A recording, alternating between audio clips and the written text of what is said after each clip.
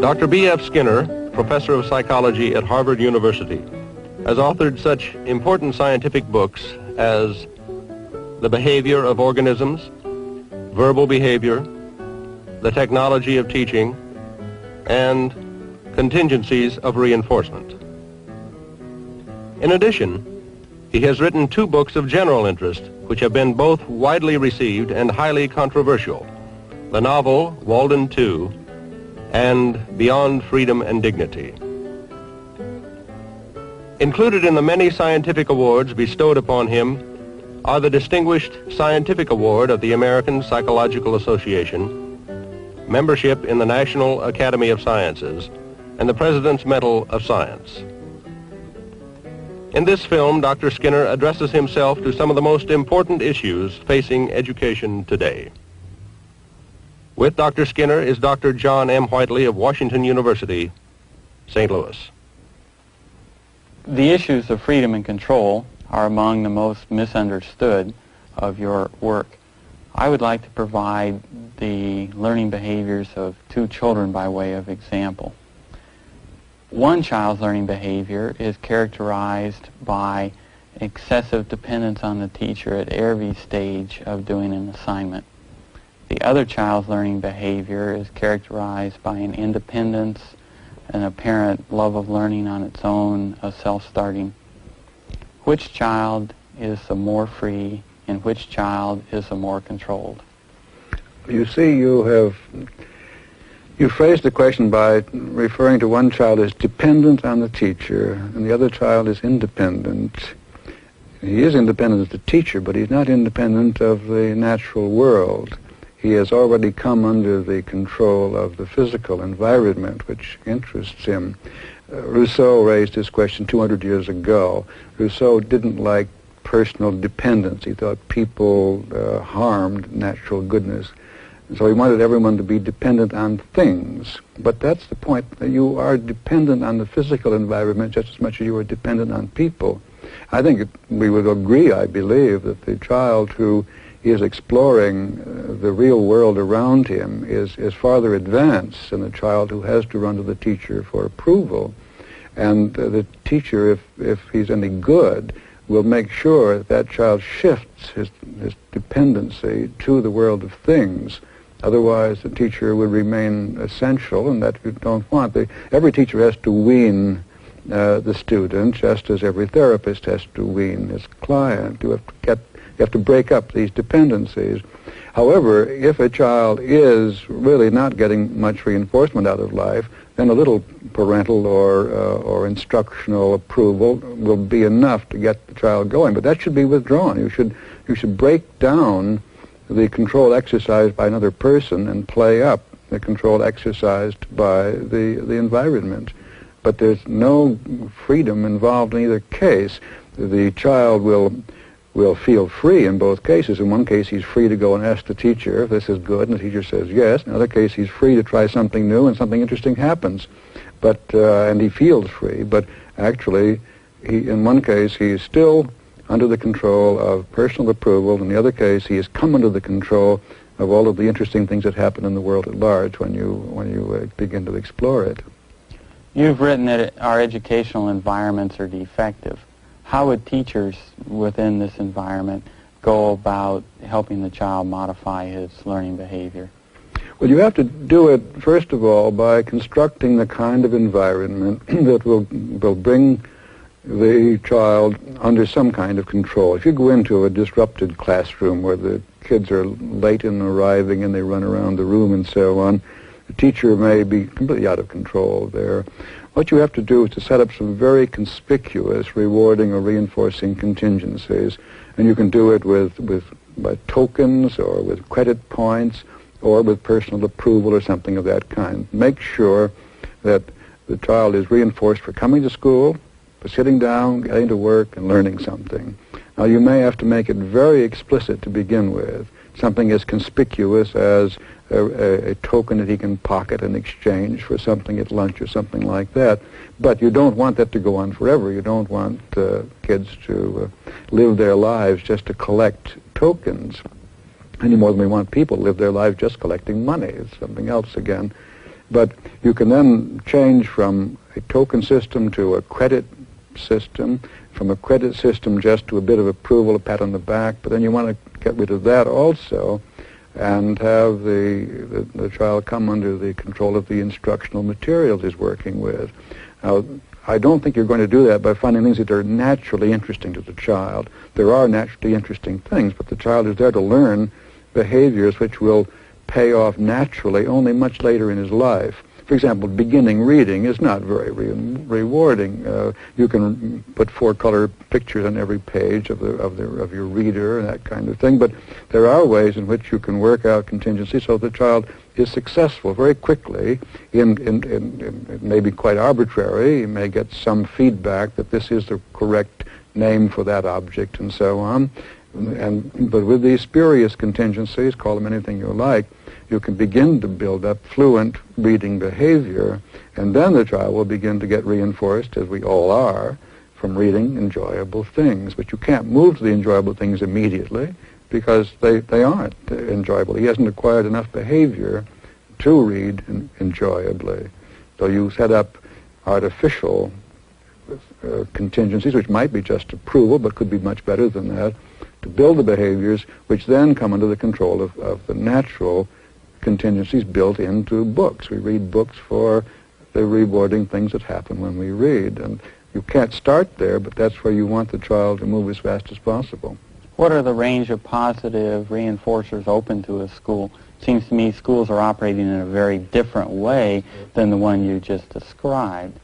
Yes, that when you ask yourself as a teacher, as I have at the college level, what have I got that my students want? It's sometimes a pretty discouraging question. But you can discover things which will be reinforcing to students at any level. And that has been done. A great deal of progress has been made. There are things in an ordinary, even say a ghetto classroom, lower grades or high school, that can be used as reinforcers.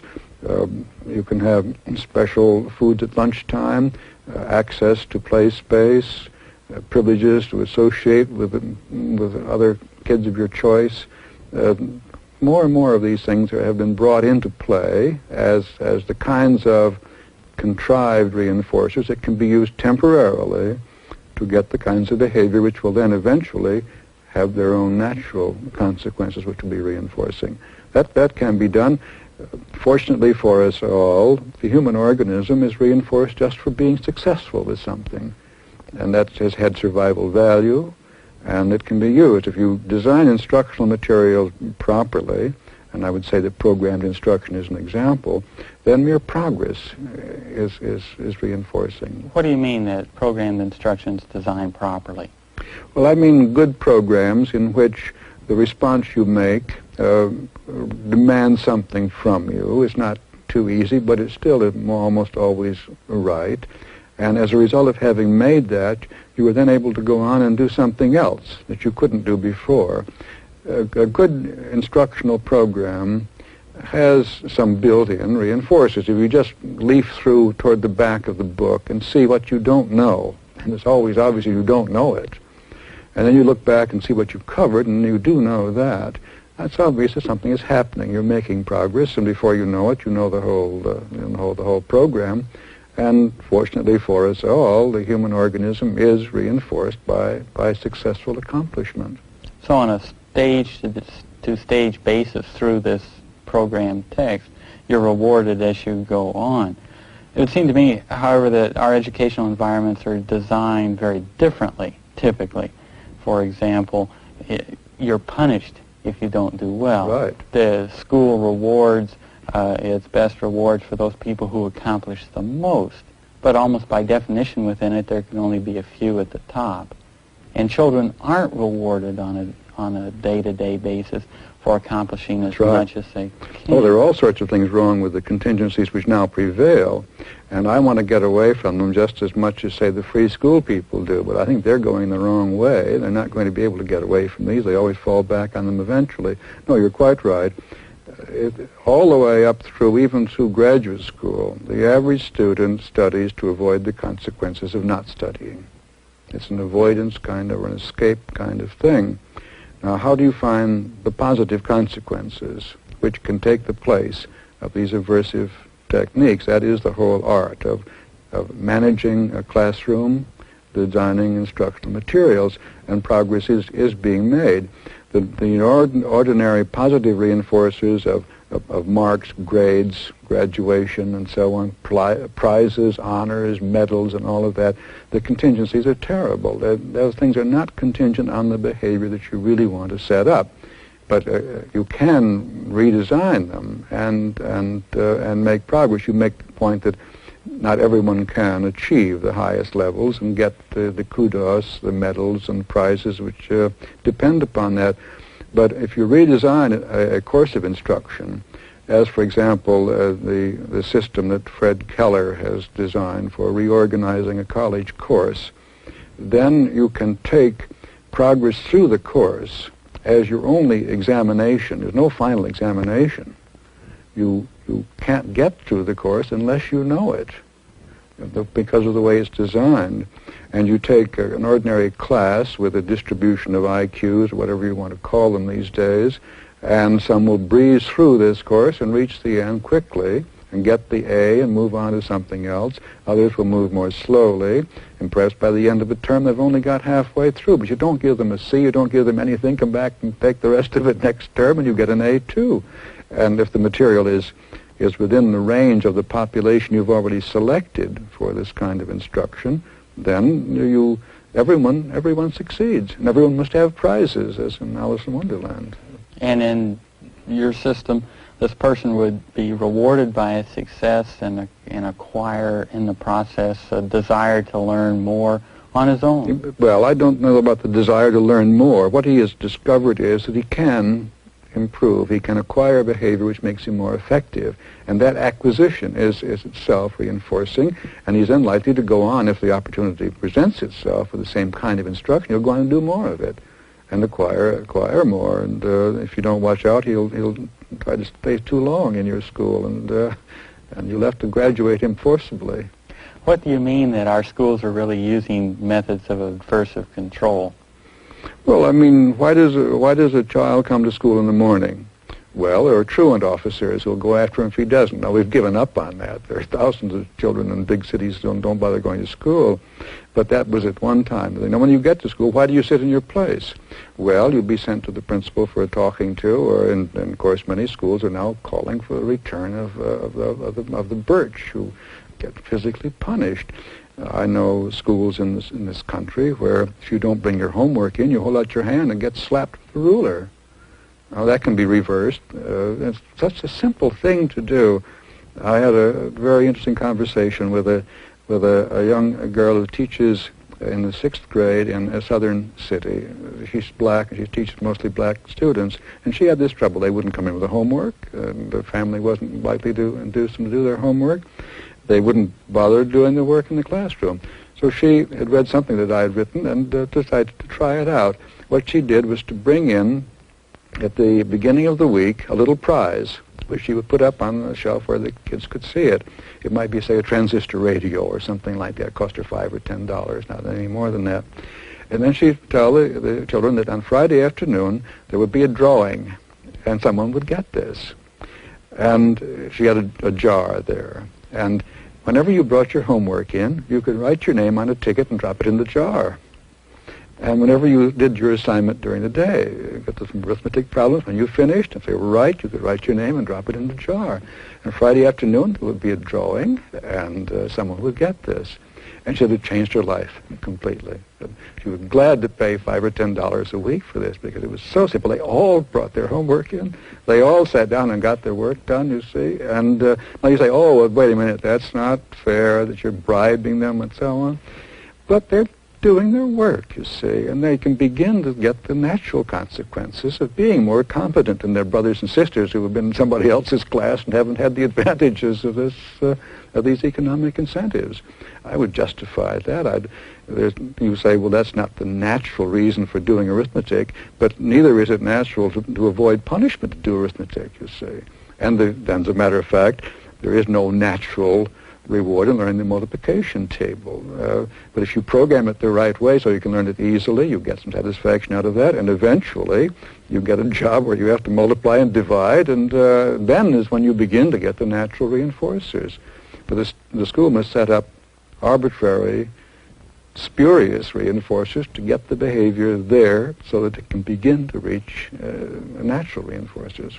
What are the consequences of using the kinds of adversive reinforcers that schools currently do? What are the byproducts of this kind of punitive that's the trouble. You can, of course, fortunately for us all, I suppose, because the human race would hardly be where it is now if schools hadn't been severely punitive in the past. The birch rod up on the wall up there, and you do this or else.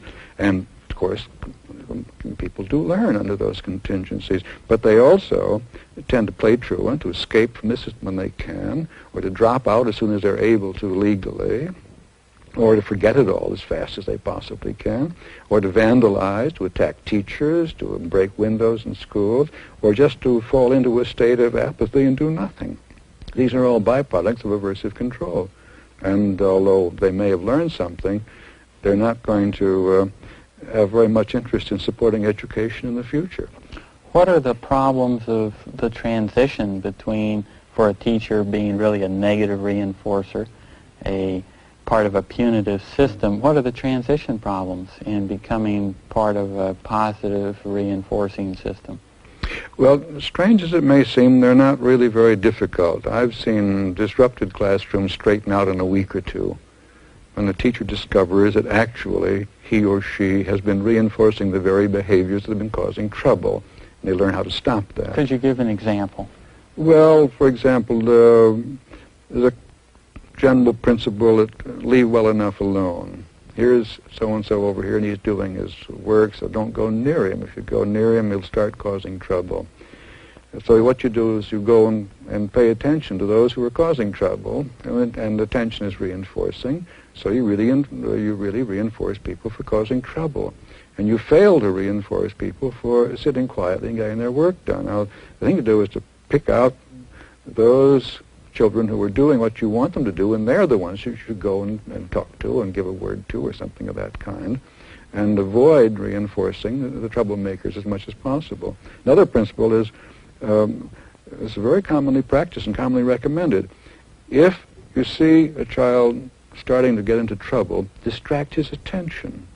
Well, now, what is distraction? Distraction is simply reinforcing. So when you distract the attention of a troublemaker, you're reinforcing his troublemaking. You have to sense these things and to realize what you're doing. You've written that the technology that you've been identified with is essentially neutral, and that it's the uses to which it's put. How within a school can you determine the uses to which it's put? How can parents not feel, for example, that the school is somehow doing things to their children that they don't want done? Or let me phrase that another way. As a parent, I would be leery of having people whose values I wasn't sure I agreed with having powerful tools at their disposal to affect my children. Or this is a time in our country when middle-class values are under unprecedented attack. The major purveyors of those middle-class values are teachers in the school system, within the context of the school. This raises the question which is bound to be raised if you suppose that education is effective. If it's not effective, then you can get out of all of this. You don't worry about what is happening because you know nothing's going to be done. But if you could imagine a very powerful educational technology, which I think is available if it were to be used, then you do want to go back and look at these value questions. And I'm all for that. I don't particularly like present culture. And in Walden, too, I describe what it seems to me an alternative culture. And I don't blame young people today for saying, no, I'm not going to take what you're handing me. I don't like that. I'm going to try something of my own. And I think it should be done. In general, in this country, we have profited from a certain diversity. You send your children to parochial schools, they get one kind of thing. You send them to big city schools, they get another. You send them to small upper-class private schools, then they get another one, and so on. The families have a certain amount of choice as to what they are exposing their children to, and that isn't always possible because economic sanctions come into it. But we have protected ourselves against too much regimentation just through the variety of schools available. And in a given school, you get variety just because of the availability or the lack of it of people who can teach various things. I think we do need to look at the values which underlie an educational system. Now, I don't think the answer is to throw everything out or leave it up to the student, because the student, I think, is least of all able to say what he should be studying. His values will be all tied up with immediate gratification and what he's interested in now, but he's there to acquire behavior which will pay off sometime in the future, and people who've been around are more likely to know what that future is like and what is to be done. But you're saying that the individual choice comes in, say, the case of elementary school children, where their parents can choose the kinds of values as represented by different kinds of educational institutions. What the technology does is provide a systematic way to help them accomplish their educational goals. They're not values per se smuggled in the under the guise of the technology. No, the values are not in the technology at all. I can imagine a parochial school becoming extremely powerful in teaching religion of a particular kind. I can imagine, let us say, a business school becoming extremely powerful in building certain kinds of businessmen for our current American way of life, supported by current businesses who want new employees and which have had this preparation and so on. This we could, simply by making education more powerful, tend to clinch the status quo, which I think would be bad, because right now we profit from the fact that people aren't well educated and hence have a certain flexibility when they start living after they've got out of education. But I think we are at the point where we could be much more effective, and that means we must take a much closer look at why we are teaching what we're teaching. How would you redesign our elementary and high schools? Well, I think we are in a position to do that if we were allowed to do it. But right now there are very powerful educational philosophies, particularly those associated with giving the student more freedom, which is a natural reaction against the punitive kind of thing, which I react against also, but which seem to me have no future whatsoever. Why is that? Well, because they are mistaking the apparent pleasure and joy of the child doing his thing for progress. Now, it's progress in the sense that it's away from sitting with your hands folded, as I did when I was in first grade. When I wasn't working, I sat with my hands folded on the desk. I want to get away from that too, but I want to give students additional reasons for doing the kinds of things which will develop them and allow them to do the things of which they're capable. So that's one reason why we're not doing what we're doing now, and I would want to see a clearer understanding of why students come to school, learn something, remember it, and that kind of thing, and that could be done. And better instructional materials can certainly be prepared, and I think right now a very promising thing is the application of this to college and the university. The Keller system of redesigning a course of instruction is spreading very rapidly, and I've seen it at work and in actual institutions, and there's no question that students become involved in the subject matter and get a great deal more in return for the time and energy they spend. We can do that. We could redesign the whole thing, but all sorts of problems arise. The very structure of the educational establishment is opposed to improvement. How does that operate? Well, supposing you could teach twice as much with the same time and energy. In other words, in the first grade, the child would learn what is now taught in the first and second grades. So what does he get in the second grade? Well, he gets the third and fourth. And this means, of course, your teachers are going to have to be changed around. You've got to redesign your schools, because some children will do that and some won't. You've got to allow for individual progress. You can no longer have a bunch of students moving along at the same pace. Moreover, you dump them on the job market too early, because they've finished high school at a much earlier age, and then they can't get jobs, and then they get into the streets and become delinquents and all that kind of thing. In England, they have put up the terminal age 1 year just to protect the job market. They won't admit that, but I think that's what is done. And you don't want to finish an education any sooner. Our present culture can't take that. Well, that means that you're not to be allowed to improve teaching, because improving teaching means that you're going to teach it a lot faster. Now, the answer to that, of course, is you teach them a lot more while you're at it. And that I would say is the thing to do. Where would you begin? Well, I think the only real way to bring about a change is to show what can be done. There are all sorts of reasons why people aren't improving education. It causes trouble.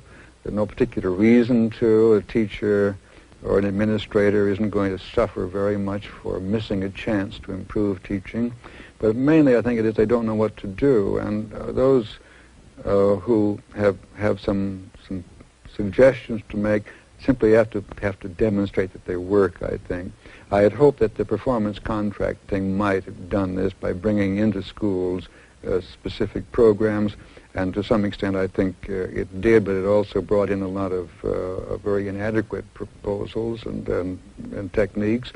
And some kind of an entering wedge is needed. I think when teachers see what can be done, they will do it, because teachers are humane people. They want students to learn. I would suggest some kind of basic research, and then some projects to demonstrate what can be done. In the medical profession, we now recognize that better practices will not come from practicing physicians.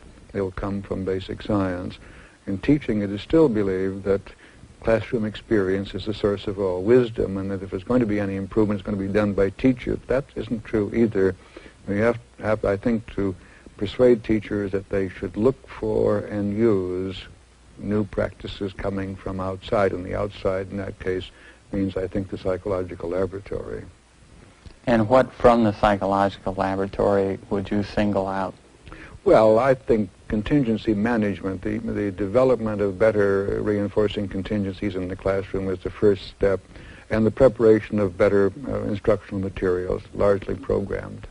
I think we have to realize that we are preparing people to be effective outside educational institutions, not in educational institutions.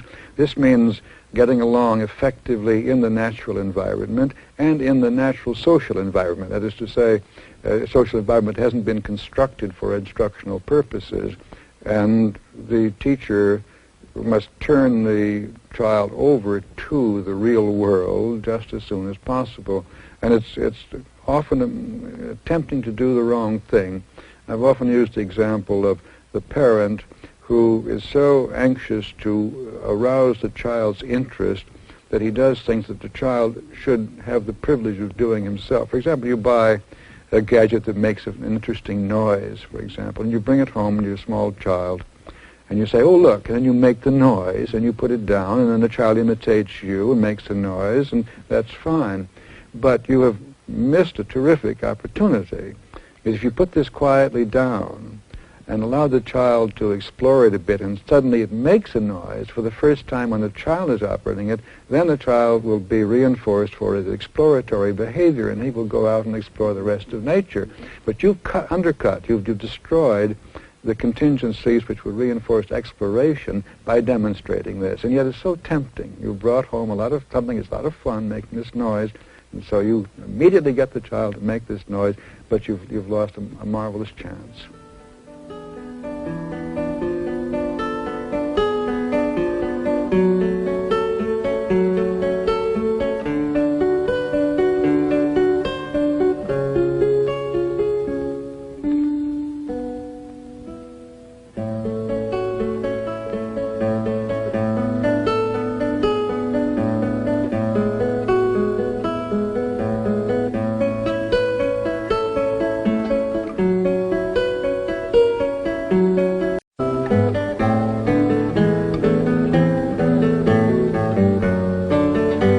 Dr. B.F. Skinner, professor of psychology at Harvard University, has authored such important scientific books as The Behavior of Organisms, Verbal Behavior, The Technology of Teaching, and Contingencies of Reinforcement.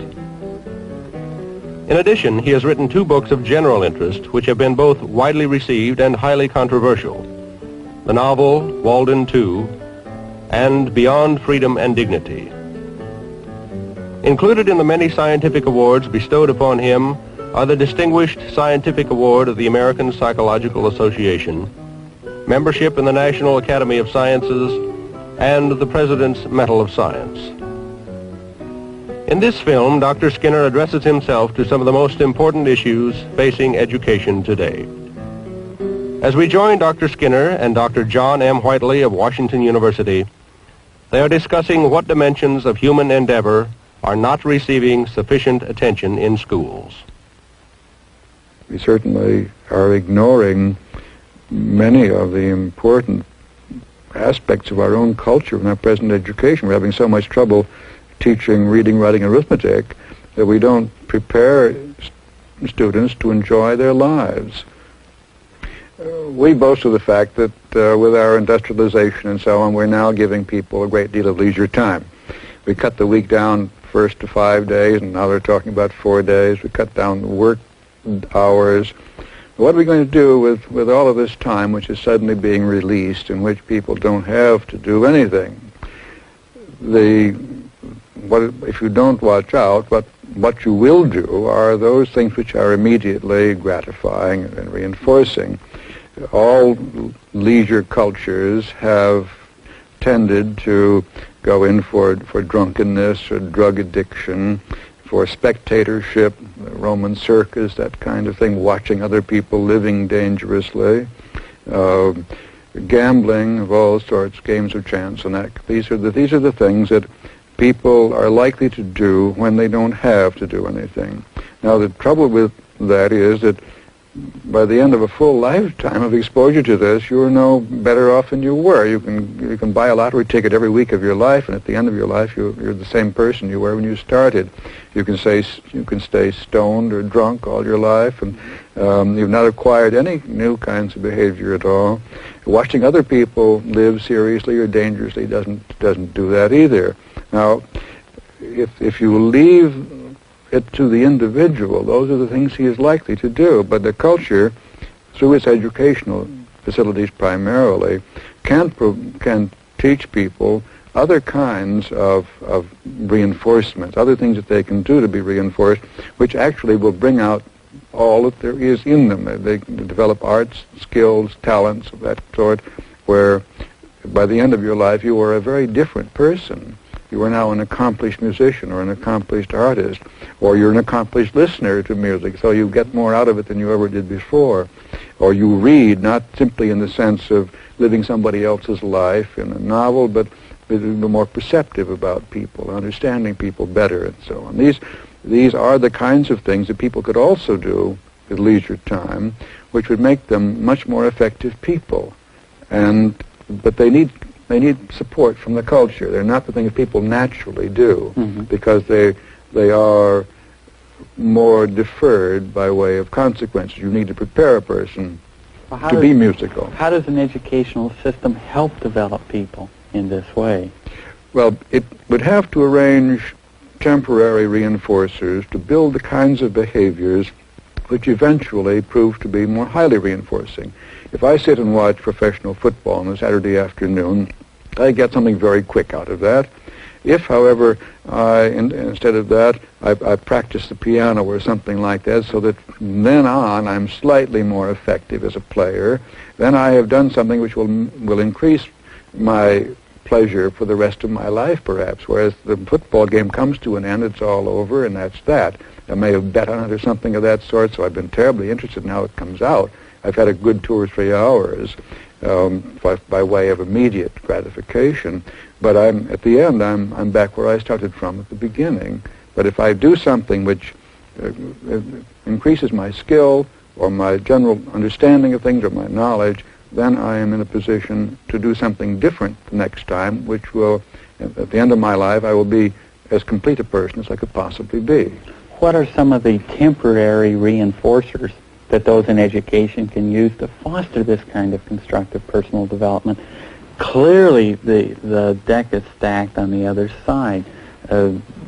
Long-range behavior is much more difficult to develop than short-range behavior. It's also not seemingly as amenable to short-term aversive control that educational systems use so much. What can they substitute, and how can they begin? Yes. Well, this is, again, one of those practical problems of finding out what a particular person finds reinforcing. But if you take the old pattern of learning to play the piano, in every neighborhood in my day there was a teacher of the piano, and she had pupils, and she, or he, in my case, was a man who taught me the piano very briefly. And he would call once a week at our house, and I would sit down and play the morning prayer by someone named Strierbog. His name was Gobers, but he reversed it, and for very good reason, because I'm sure he would be proud of having composed this piece of music. And I would be jabbed in the ribs if I made a mistake, and so on. And I practiced this. I hated it, and gave it up as quickly as my parents would allow me to. And this is a fairly common pattern. One thing, you've got to play perfectly, because there's going to be a spring recital that all the students get together and play this kind of thing. Nothing could be done to make people less interested in making music. Now, there are natural reinforcers in the field of music, and all sorts of noisy things that kids love to bang on and so on. And I'm sure that you could build a kind of kindergarten of music in which kids would have a lot of fun making noises, and you could program it in such a way that they would have to make more and more complicated noises. You see this with kids getting rhythms and so on. They are reinforcing themselves. The rhythms are reinforcing, and these things grow. You become better and better at this. But I would think also you might want to have, for one thing, you'd want to program the material in such a way that progress is pretty conspicuous, not just finishing one piece every year for a spring recital, but actually quite clearly doing much more with your music than you had ever done before. Let's take another example, reading, which is both a basic goal of schools and something that, in terms of the increased leisure life, that people may have a great deal of satisfaction is to be had from reading. Yet our statistics show that the average American reads no books a year. The consequence of 12 or 13 years of education has been no interest in reading books. Or the average college graduate reads something like 0.7 books a year. And there's no indication of what kind of books those are anyway. Given these kinds of figures, it doesn't appear, with a massive effort being made in our educational system to teach reading, that people are reading very much at all. How might you begin to do this? This is a goal that almost everybody in our society would value. How well have they learned to read, you see? If you don't read very well, if you've got to figure out words and whatnot, then it's not pleasurable to read a book, and you stay away from it. You ought to learn at a very early age, I think, to read fluently and in ways which don't wear out your larynx when you're reading silently to yourself, and permit you then to get the pleasurable side of books. We have tended to get away from an emphasis on verbal behavior as such. People do read the comics, they read what is in the balloons, and that's enough because the picture tells them the rest. Or they subscribe to magazines which have pictures and very little text. And the pictures are doing most of the work. Or they watch TV with no printed material to read. So you can say, well, we're getting away from reading. But I don't think that's true either. I think that actually a great deal of our thinking is verbal. And if we fall back entirely on visual and other presentations, we'll be doing less and less thinking all the time and solving problems and that sort of thing. I think the trouble is, not that we haven't spent a lot of effort in teaching reading, but we've done so very badly. In the old days, when the punitive systems were feasible, you learned to read or else, that kind of thing, and people did learn to read, and many of them read a great deal and enjoyably. But by relaxing the punitive contingencies and not bringing in anything else, we're failing to teach quick, easy reading, the kind that would make it reinforcing to read something. And we are not also making subject matters important enough to people that care about learning something new about things. I think this can be done. I've had a hand in developing a reading series where you use immediate contrived reinforcers for evaluation of sentences or just words and so on, so that there is a fascination. The kids like this. They work with it. They're always discovering that they have read something correctly, and in doing so, they do learn to read, and fluently enough, I believe, so that eventually they can begin to read for pleasure. But to begin with, you can't read for pleasure. Run, spot, run. That's not pleasurable, and it's absurd to expect that you can design primers in reading which are going to be naturally interesting to a child compared with television or something of that kind. But you can build in contrived contingencies that will get the child through the early stages of reading to the point of the kind of fluency which makes reading a pleasure. Is the fact that so many people learn to read under an adversive system it all related to the fact that people don't seem to read when the adversive system is no longer there? When it comes to an end, you just stop. This is something you've had to do. Now you don't have to do it, so you don't do it. I think that's very largely what is involved. Moreover, in these aversive contingencies, you don't learn to read very fluently, and that's a terribly important thing.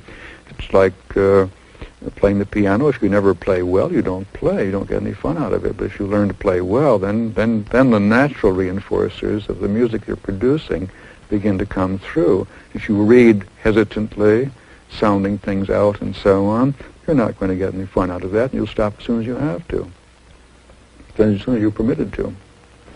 Let's take another issue. What about developing people to be deeply concerned about their fellow man? Concern for his physical welfare, yes. Concern for the style of life he has, the quality of life he has. How might the school work on that? Well, that is actually very close. I thought you probably were going to ask me, why is it better for a culture to develop the individual rather than allow him to sit stoned all his life, though happy?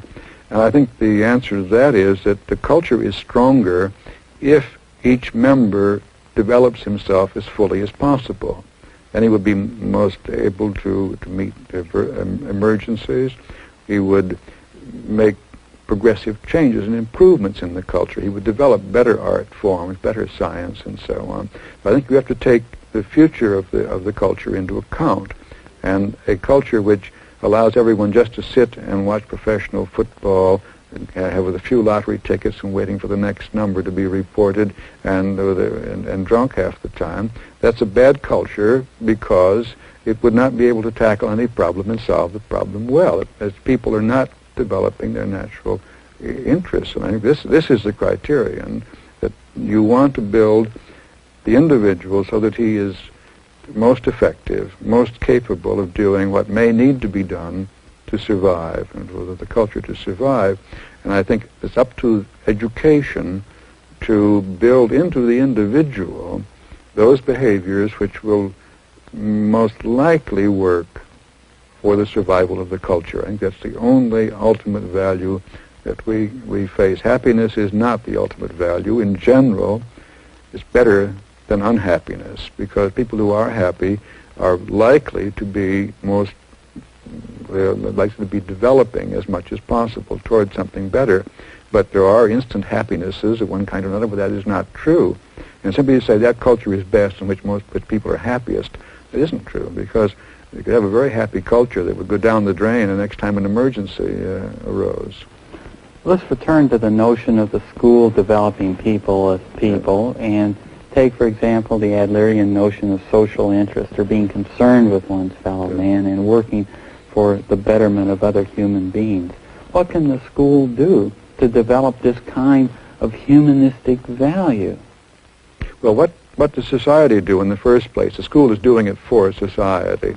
How do you move from a culture in which each man is out entirely for himself to a culture in which the individual takes another person into account and then perhaps eventually reaches that stage expressed by John Donne in a very famous passage, "No man is an island. We are all part of the main. Never send to know for whom the bell tolls. When someone dies, a part of you dies. The welfare of everyone is your good." You see. If you can put that across, then that culture is going to be strong because it will disseminate its goods. Everybody will have the support of everybody else. I think there's no question that a culture which manages to make its members help each other and take the good of each other into account is a strong culture. But it's not the best culture. Now that's because the greatest good of the greatest number isn't an ultimate kind of value. It's great right now, but it may miss the future, which is a terribly important thing. In a culture in which we all are brothers, and are each other's keepers, and we keep each other well, you see, this might not be developing at all. It could be static. It could be, this would mean simply give everybody a bottle of whiskey a week and a television set, and that would be what I do for you, is to give you all of this, but you would not be developing. And the greatest good of the greatest number has got to be oriented toward the future. And if we simply settled for thoughtfulness about our fellow men, we may be missing the boat.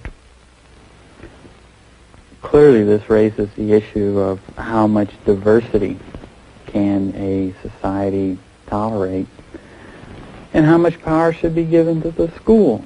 For example, the rebel today, the young person who's dropping out, as opposed to engaging themselves in a culture where the school is a purveyor of middle-class values.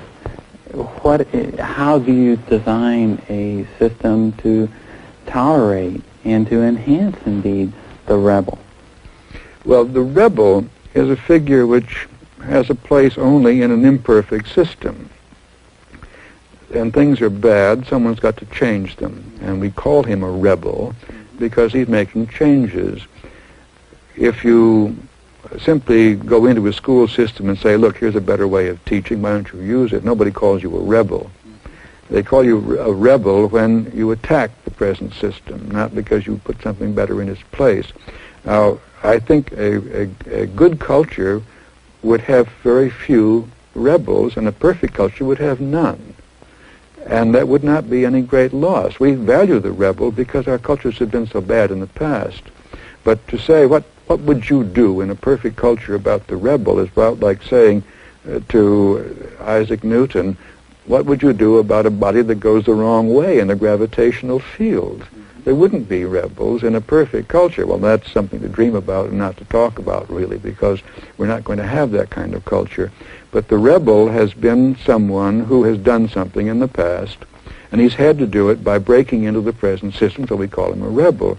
I think in the future we won't have rebels, we'll have improvers, but they won't have to rebel, they won't have to attack, they will simply change and move things into the future. If you don't like the way of life someone is handling you now, there are three things you can do. You can destroy it and try to build something else in the ashes. You can walk away from it and set up another culture of your own somewhere else. That's the utopian escape pattern. Or you can take the present culture and improve it bit by bit. And that, I think, is what a technology of behavior is most likely to do at the present time. I think we can now improve teaching practices, we can improve incentive conditions, we can improve the ways in which people are induced to behave well with respect to each other and so on. What do you mean by behaving well with respect to each other? Well, not robbing each other or stealing from each other and so on, the kinds of things that allow you to spend the day without watching over your shoulder to see who's going to knife you and so on. What about in the positive sense, in the non-destructive sense?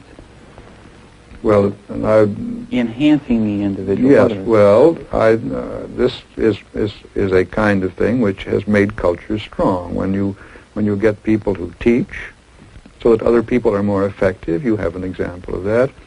When you get someone who designs an incentive system, not just for the profits he's going to make out of it, but to produce the goods the culture needs, and you have that, because after all, if people need food, then an agricultural system is a way of helping others, because they consume the food you produce.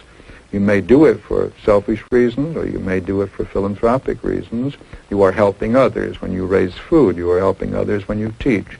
You're helping others when you counsel in therapy and so on. How might the school system enhance the development of philanthropic behavior?